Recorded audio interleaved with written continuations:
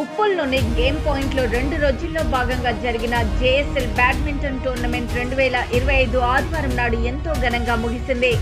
అయితే సెమీఫైనల్లో ఎలెస్టో smashers versus పాషౌట్ dominators తలపడగా పాషౌట్ dominators 138 పాయింట్లతో గెలిచి ఫైనల్కి చేరుకుంది. ఆ తర్వాత జరిగిన మరో సెమీఫైనల్లో బాప్నా స్మాషర్స్ వర్సెస్ బండారి బ్లాస్టర్స్ పోటీ పడగా బాప్నా స్మాషర్స్ 138 పాయింట్లు, బండారి బ్లాస్టర్స్ 50 పాయింట్లు సాధించగా బాప్నా స్మాషర్స్ 138 పాయింట్లతో ఫైనల్కి చేరుకుంది.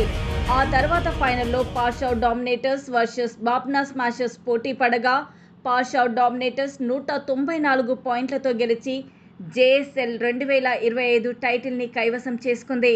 ఆ తర్వాత గెలుపొందిన విజేతలకు ముఖ్య అతిథులుగా విచ్చేసిన బ్యాడ్మింటన్ క్రీడాకారిణి, ప్రముఖ మోటివేషనల్ స్పీకర్ నయనా జైస్వాల్ జ్ఞాపికలను అందజేసింది.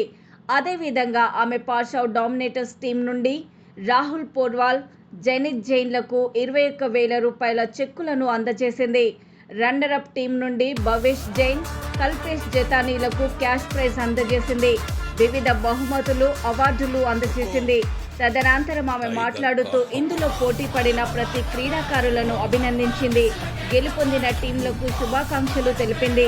వీరు భవిష్యత్తులో ఇంకా మరిన్ని విజయాలు సాధించి ఉన్నత స్థానానికి చేరుకోవాలని ఆకాంక్షించారు.